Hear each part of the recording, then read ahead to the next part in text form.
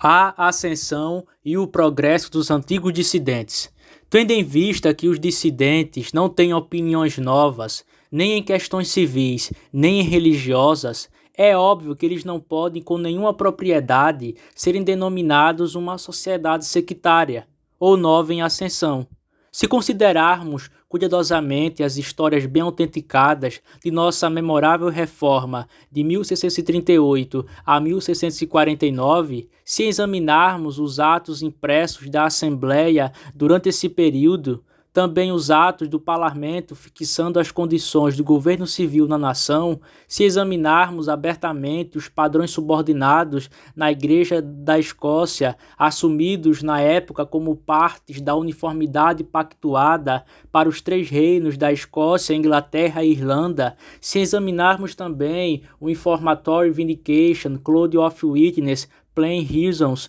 para presbiterianos dissidentes da Igreja da Revolução, assim como outros livros de gênero semelhante, comparando com todos estes o testemunho judicial do presbitério reformado, a conclusão natural será que a origem dos antigos dissidentes presbiterianos, sob a inspeção do referido presbitério, pode ser rastreada com segurança até a reformada e pactuada Igreja da Escócia, quando ela parecia bela como a manhã no ano de 1649.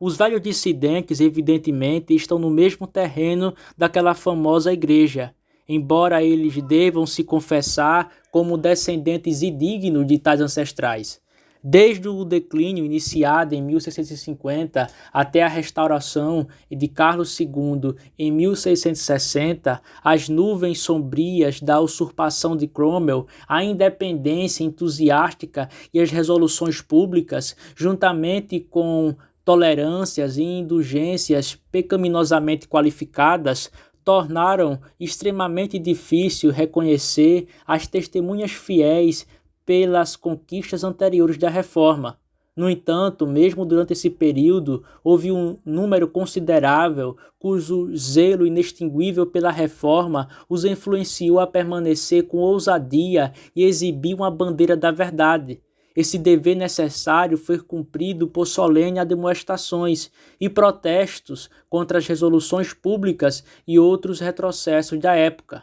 Desde a Restauração até o ano de 1688, quando ocorreu a Revolução, compreendendo os 28 anos da mais desumana e sangrenta perseguição, o testemunho da Igreja pela palavra confortante de Cristo foi honrosamente sustentado pela fiel pregação do Evangelho nos campos, depois que aqueles ministros que honestamente confessaram seu apego à antiga reforma foram silenciados pela autoridade pública e expulsos de suas igrejas paroquiais, devido às declarações solenes e testemunhos exibidos abertamente contra as abominações predominantes da época, pela Informatory Vindication dos sofredores em conexão com o Sr. Shields em Hind Let Loose e o testemunho contra a tolerância escrito pelo reverendo Sr. Henwick, dado a alguns ministros em Edimburgo pouco antes de sua morte, bem como pelas fervorosas lutas e discursos no momento das mortes dos mártires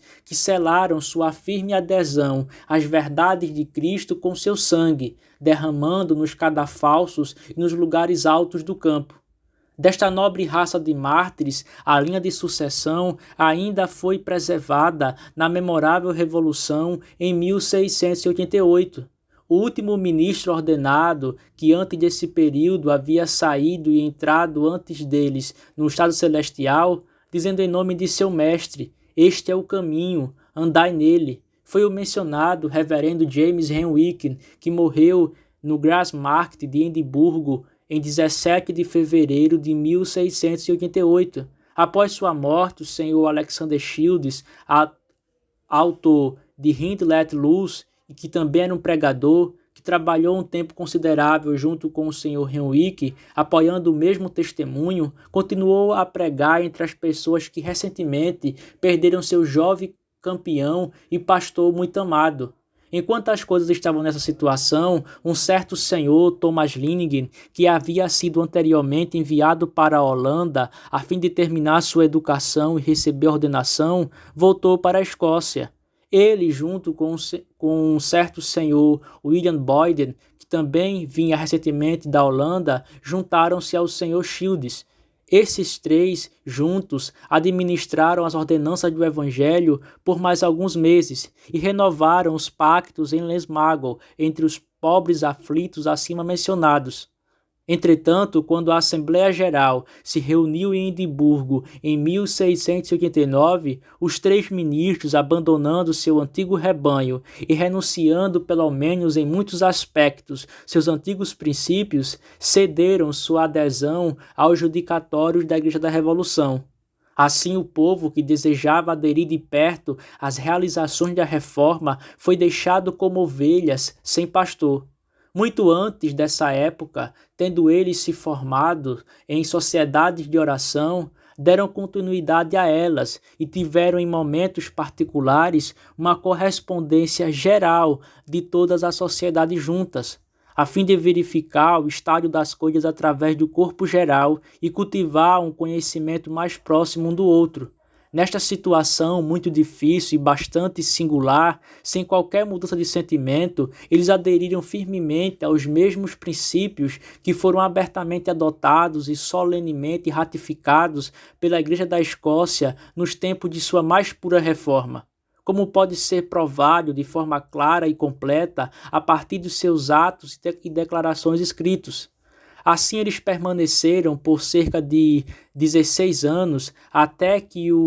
em 1706 o reverendo John Macmillan, ex-ministro de Balmain em Galway, tendo antes deixado a igreja estabelecida, aderiu a eles e defendeu sua causa, recebendo uma convocação unânime para ser seu ministro. Ele assumiu o encargo pastoral deles e trabalhou entre eles por muitos anos, depois com muita aceitação, como centenas de personagens respeitáveis atestaram tanto antes como depois de sua morte.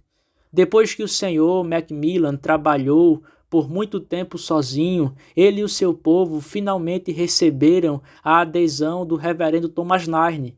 que esteve em conexão com a Igreja da Secessão, mas, por razões que foram divulgadas ao mundo, separou-se deles. O senhor Macmillan e ele, com alguns presbíteros governantes que haviam sido regularmente ordenados antes e que mantinham os mesmos princípios, formaram e constituíram um presbitério, em nome de Cristo, o único rei e cabeça de sua igreja, no dia 1º de agosto de 1743, sob o título de Presbitério Reformado. Este título não carrega ideias que eles se consideram melhores do que outros homens, ou como tendo em suas próprias pessoas chegado a graus mais elevados de perfeição. Tais pensamentos eles nunca tiveram, mas puramente por esta razão, que é pelo menos sua intenção honesta fielmente aderir a todas as nossas realizações de reforma, tanto na igreja quanto no Estado, sem conscientemente abandonar nenhuma parte delas. Por esta razão, presume-se que eles podem ser chamados com justiça de reformado ou presbitério da reforma, enquanto, em outro ponto de vista, eles poderiam, com igual propriedade, serem denominados de presbitério dissidente. Um certo senhor, Alexander Marshall, que havia anteriormente recebido a educação ordinária dos estudantes regulares em teologia, tendo passado nos testes usuais com aprovação perante o presbitério, foi por eles licenciado para pregar o Evangelho no mês de abril de 1744. Pouco depois recebeu um chamado, sendo ordenado regularmente, e tomou assento com outros dois como co-membro do presbitério. Depois disso, o presbitério reformado, de tempos em tempos, recebia pequenas adesões ao número de seus ministros e de seu povo. Tendo obtido a ajuda de Deus, eles continuaram até hoje testemunhando nada mais do que o que muitos milhares, na outrora famosa e reformada Igreja da Escócia, testemunharam antes deles.